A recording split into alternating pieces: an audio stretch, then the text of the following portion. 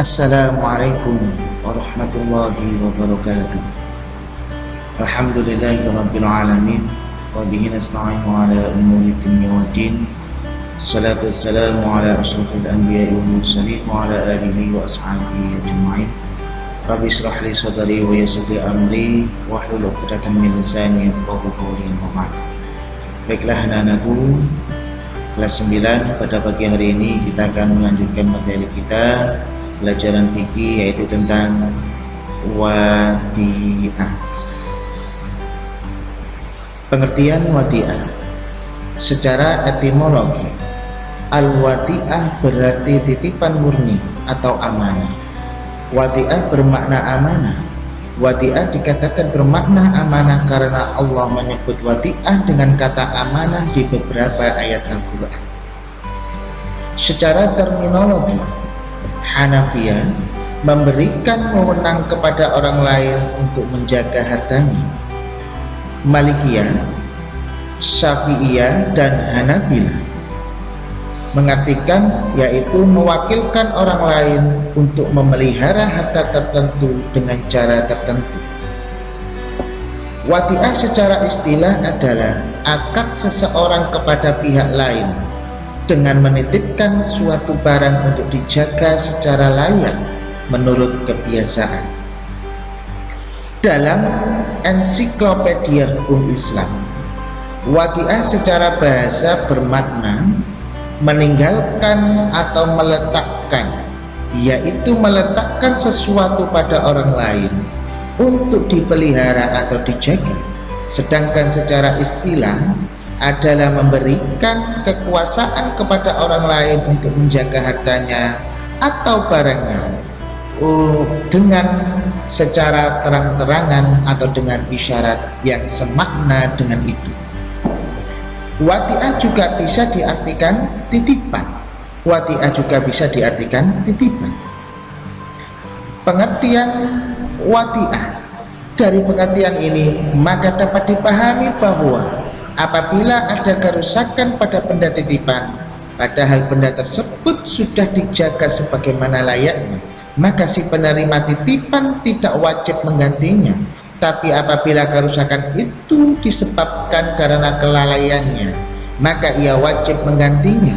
Dengan demikian, akad wadi'ah ini mengandung unsur amanah, kepercayaan, trust. Dengan demikian, prinsip dasar wadi'ah adalah amanah, bukan domanah. Wadi'ah pada dasarnya akad tabarruk, tolong menolong, bukan akad tijari. Hukum dan dalil wadi'ah. Hukum wadi'ah adalah boleh dengan dalil-dalil sebagai berikut. Dasar Al-Quran dari surat An-Nisa ayat 58 yang artinya, sungguh Allah menyuruhmu menyampaikan amanat kepada orang yang berhak menerimanya, dan apabila kamu menetapkan hukum di antara manusia, hendaknya kamu menetapkannya dengan adil. Sungguh Allah sebaik-baik yang memberi pengajaran kepadamu.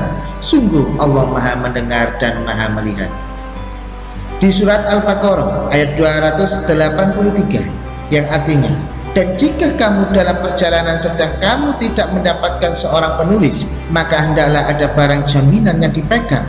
Tetapi jika sebagaimana kamu mempercayai sebagian yang lain, hendaklah yang dipercayai itu menunaikan amanatnya atau utangnya, dan hendaklah dia bertakwa kepada Allah Tuhannya, dan janganlah kamu menyembunyikan kesaksian, karena barang siapa yang menyembunyikannya sungguh hatinya kotor atau berdosa. Allah maha mengetahui apa yang kamu kerjakan. Hukum dan dalil wadi'ah dari hadis Nabi Sallallahu Alaihi Wasallam.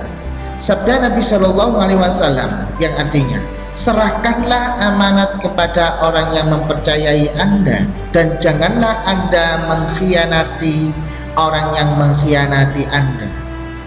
Kemudian dari Abu Hurairah diriwayatkan bahwa Rasulullah Sallallahu Alaihi Wasallam bersabda, tunaikanlah amanat atau titipan kepada yang berhak menerimanya, dan janganlah membalas khianat kepada orang yang telah mengkhianatimu. Rukun dan syarat wadi'ah. Menurut Imam Abu Hanafi, rukun wadi'ah hanya ijab dan qabul. Sedangkan menurut jumhur ulama mayoritas ulama, rukun wadi'ah ada 3, yaitu yang pertama, wadi'ah. Yang dimaksud dengan wadi'ah di sini adalah barang yang dititipkan. Adapun syaratnya adalah yang pertama, barang yang dititipkan harus dihormati atau muhtaramah dalam pandangan syariat.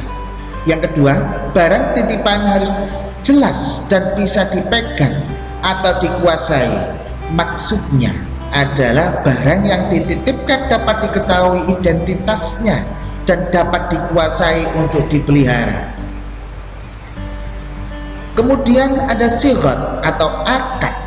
Adapun syaratnya adalah lafadz dari kedua belah pihak dan tidak ada penolakannya dari pihak lainnya, dan lafadz tersebut harus dikatakan di depan kedua belah pihak yang berakad, mudi dan wadi. Orang yang berakad yaitu orang yang menitipkan atau mudi, dan orang yang dititipkan atau wadi. Adapun syarat dari orang yang berakad adalah 1. Balik, berakal dan kemauan sendiri, tidak dipaksa. Dalam mazhab Hanafi, balik dan telah berakal tidak dijadikan syarat dari orang yang berakad. Jadi anak kecil yang diizinkan oleh walinya boleh untuk melakukan akad wadi'ah ini. Macam-macam wadi'ah. Berdasarkan sifat akadnya, wadi'ah dapat dibagi menjadi 2 bentuk, yaitu wadi'ah yad amanah adalah akad penitipan barang di mana pihak penerima titipan tidak diperkenankan menggunakan barang uang yang dititipkan dan tidak bertanggung jawab atas kerusakan atau kehilangan barang titipan yang bukan diakibatkan perbuatan atau kelalaian penerima. Wadi'ah yad dhamanah, akad penitipan barang di mana pihak penerima titipan dengan atau tanpa izin pemilik barang dapat memanfaatkan barang titipan dan harus bertanggung jawab terhadap kehilangan atau kerusakan barang. Semua manfaat dan keuntungan yang diperoleh dalam penggunaan barang tersebut menjadi hak penerima titipan. Skema wadi'ah yad amanah, ada penitip yang disebut muwati, kemudian ada penyimpan yang disebut mustaudak. Wadi'ah yad al-amanah, jika barang hilang atau rusak bukan karena kelalaian atau alasan syar'i lainnya, maka mustaudak tidak bertanggung jawab. Contoh nasabah, penitip, mustaudik, titip barang, kemudian ada bank penyimpan atau mustaudak memberikan bonus barang bagi hasil, kemudian pemanfaatan barang atau uang, kemudian diteruskan kepada pengguna dana. Keuntungan laba dalam wadi'ah, ulama berbeda pendapat mengenai pengambilan laba atau bonusnya, yaitu menurut ulama Syafi'iyah tidak boleh mengambil keuntungan atau bonus yang tidak disyaratkan di awal akad dari pemanfaatan barang yang dititipkan dan akadnya bisa gugur.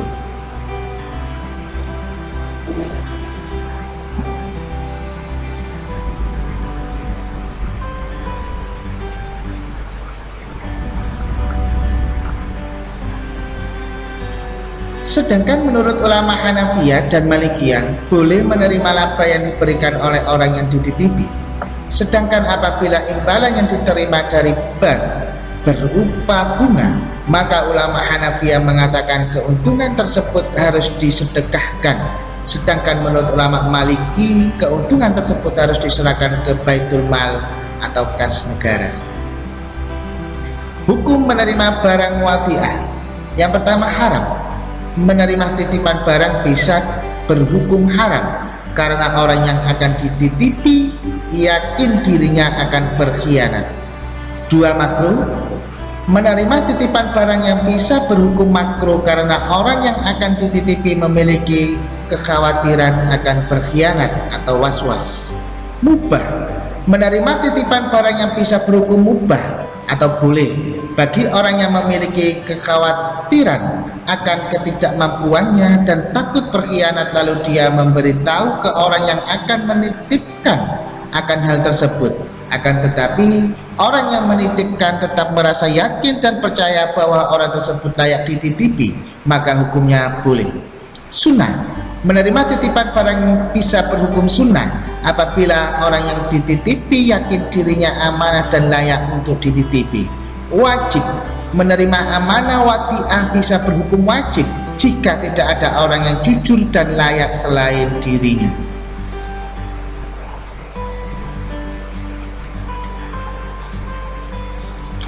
Aplikasi dalam lembaga keuangan syariah dan fatwa DSN. Wadiah yang sering dipraktekkan dan dikembangkan oleh bank syariah adalah wadiah yad domana atau titipan dengan resiko ganti rugi. Produk yang ditawarkan bank syariah yang menggunakan konsep wadiah biasanya berkaitan dengan penghimpunan dana seperti giro, tabungan, deposito memakai prinsip mudharabah, sedangkan yang lainnya bisa menggunakan prinsip wadiah. Aplikasi dalam lembaga keuangan syariah dan fatwa DSN. Giro wadiah adalah giro yang dijalankan berdasarkan akad wadiah, yaitu titipan murni yang setiap saat dapat diambil jika pemiliknya menghendaki. Konsep yang dipakai adalah wadiah yad domana yang mempunyai implikasi hukum yang sama seperti qard, di mana nasabah disebut sebagai orang yang meminjamkan uang dan bank adalah pihak yang dipinjami. Fatwa Dewan Syariah Nasional tentang giro. Tabungan wadiah adalah tabungan yang dijalankan berdasarkan akad wadiah, yaitu titipan murni yang setiap saat dapat diambil jika pemiliknya menghendaki. Konsep yang dipakai adalah wadiah yad domana. Dalam hal ini nasabah bertindak sebagai penitip yang memberikan hak kepada bank untuk menggunakan atau memanfaatkan uang atau barang titipan. Dalam perbankan juga terdapat SWBI, yaitu Sertifikat Wadiah Bank Indonesia dengan fatwa dengan syariah nasional. Penghapusan SWBI menjadi ijarah. Bank syariah yang menempatkan dana di BI telah berperan mendukung stabilitas moneter, maka bank syariah diberi upah atau ujroh oleh BI. Dalam perbankan juga terdapat safe deposit box dengan fatwa Dewan Syariah Nasional. Sekian anak-anak pelajaran fikih tentang wadiah pada pagi hari ini. Semoga bermanfaat bagi kita semua. Pak Razi akhiri, wassalamualaikum warahmatullahi wabarakatuh.